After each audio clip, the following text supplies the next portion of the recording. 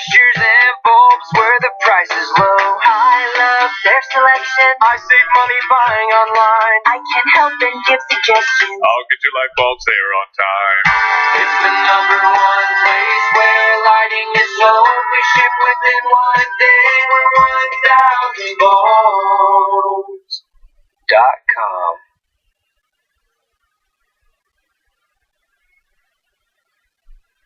Hi, everybody. Welcome to the Jimmy Dore Show. I'm here with Ron Placone and Steph Zamorano, the miserable liberal. Hello, Jimmy. Look at that T-shirt that she has on. Look You at that. mean this one, Jim? That's right. So cool. Thanks, I'm Ron. jealous. I just have an astronaut cat. I don't have a cool Jimmy Dore shirt. Well, you should get one, Ron. I know. I got to get one. Okay, I'm going to get one, too. I look good in T-shirts. There's certain T-shirts I do look okay in. Not that I look good in regular shirts either, but I try. So you get the link right there. You can get the mugs, Jimmy Dore Show mugs. You can get the T-shirts and everything, and it's a great way to help support the show. So thanks for doing that. Right now we're talking about Houston, and we're talking about the flood, and we're talking about the hypocrisy of the Texas Republicans who voted against Sandy relief aid. If you remember that, a lot of Texas Republicans voted against relief for Sandy. In fact, they didn't pass that Sandy relief bill until about 90 days after the hurricane, correct? Wasn't it like 3 months? Correct. Yeah, it took a long time to pass that bill. And here is Congressman Randy Weber from the Texas's 14th congressional district. He's on the phone, but CNN, that's him right there. That's Randy Weber. This is Randy Weber. That's his face. And here, listen to what they talk about the hypocrisy, and let's talk about it. And Congressman, we have to ask you this. 4 years ago, proposed to federal funding for relief for victims of Superstorm Sandy. Why did you oppose that at that time? And do you think it's hypocritical, as some are saying now, for you to be seeking federal assistance for your area? Obviously, the people there need it. Nobody's disputing that. But in hindsight, do you regret opposing that funding for Sandy victims? Jim, I was very clear at the time that there was additional measures thrown into that bill. The Smithsonian Institute, there was a couple of parks, so there's $1 million for some upgrades, different parks and whatnot. So that's been the standard response. When someone asks one of those Republicans who voted against Sandy relief money, they'll say, oh, I would have voted for it, but there was too much pork in that bill. There was some problems with that bill. I wanted to help the victims, but there was some pork in that bill. There wasn't, and thank God the CNN guy knows that. So there was actually what I would call pork attached to that bill, which I did not believe belonged on that bill. I had that discussion with leadership at the time. I said, they told them, you take that off that bill, I'm good to go. And what we understand, Congressman, from looking into this morning, is that there really wasn't very much pork at all in that bill. There have been a couple of fact-check reports that come out just today saying there wasn't really much of any pork in that legislation. There was some additional spending on other items, but it was very small with respect to and compared to the vast majority of that funding, which did go to disaster relief. Are you hopeful this time that people don't play politics with this sort of thing? Absolutely. Look, I've been a proponent from day one. If you look at my voting record on omnibuses and continuing resolutions, with one exception, because it looked at the oil embargo, the ban that we had in place in 73. I voted against all of those because I think bills should be standalone. Appropriations should be passed on their merit and not simply joined with something else to make it palatable. Right. But in a perfect world, obviously things are going to be thrown into bills that you don't like. In hindsight, though, do you think you should have voted for that Sandy legislation? And do you maybe have some convincing to do with some of your colleagues, or you're going to have to look some of your colleagues in the face from up in the Northeast and say, look, I know I voted against this back then, but I need your help now? Well, we'll have that discussion. I think most of them are understanding that when you've got someone who votes against something for a particular reason, you may not have to agree with the reason, but I'm pretty easy to get along with. I have good relationships. Joe Kennedy called me yesterday. We had a lot of discussions with our friends across the aisle, and even with the Republicans that we may have a difference with. When you've got a good reason, you explain it, and I think you're nice about it. Look, let's work on this together. as you know, Peter King's already tweeted out he intends to vote for the bill. And so I think you're going to see us come together. As long as someone has a good reason, a logical reason in my estimation, they're not belligerent or condescending about it, or gloating about it, I think we all get together and we work on it. So I think you're going to see us come together on it. See, I'm just a good guy. I'm reasonable. I got friends who are Democrats, and I'm reasonable. As long as you're not a dick. I mean, if you're a dick, then yeah, I'll screw over your constituents. If you're a dick, what? What does he even say? So I know what he's saying. He's trying to act like he's a great guy, and I was all for him, Peter. So, is he anything else to say? All right, Congressman Randy Weber, we hope that's the case, and that people put politics aside to help the people in your part of the country there, and all the best to your efforts and those residents down there that you're looking after at this point. Congressman?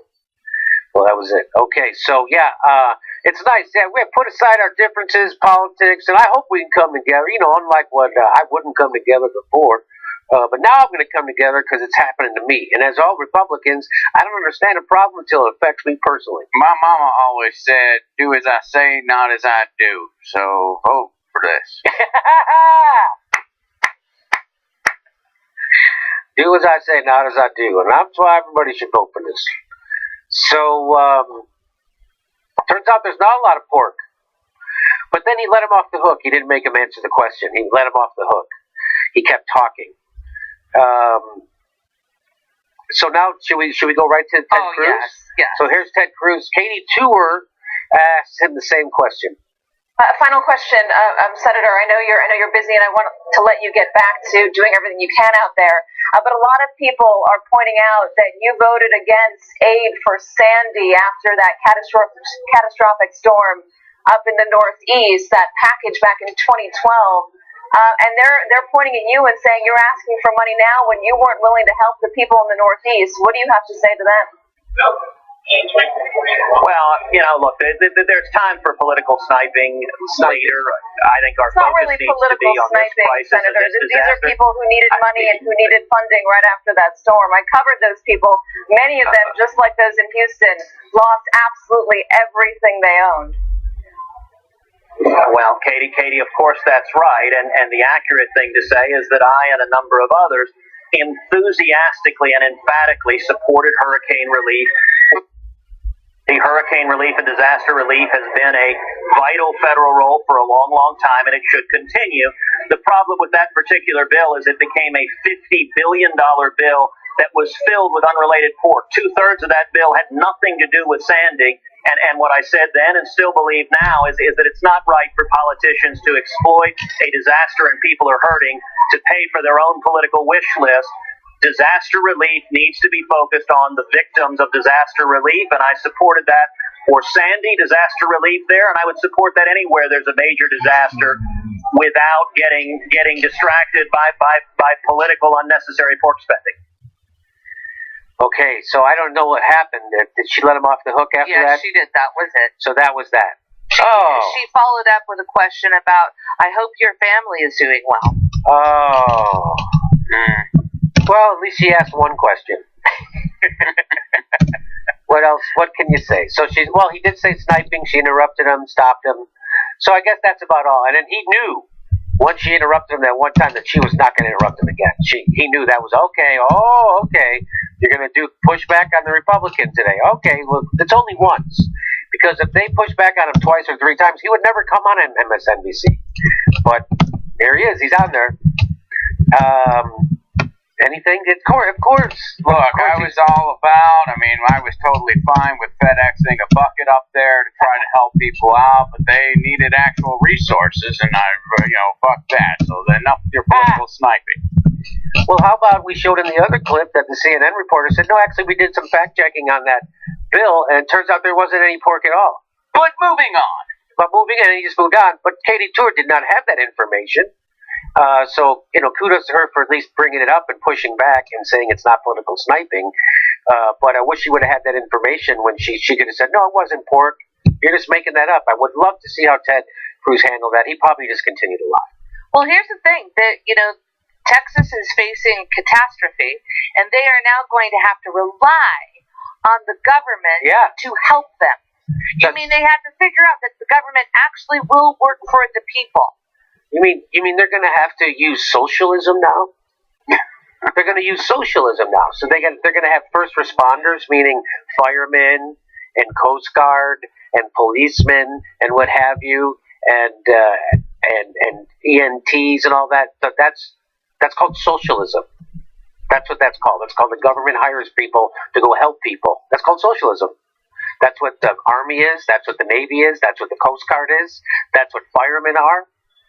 That's what when the government opens shelters. That's socialism. Yeah, and who'd have thought profit margins on a piece of paper couldn't stop a disaster? That's so weird. You would so strange. I thought it could. That's so weird. So it's that. So that's a nice little fun sideshow to watch Republicans get called out on their hypocrisy. But if hypocrisy could undo a politician, we'd have an empty Congress right now, and White House and State House and City Council. So, but don't you wish hypocrisy could undo it? That'd be great. Unfortunately, it can't, and we're stuck.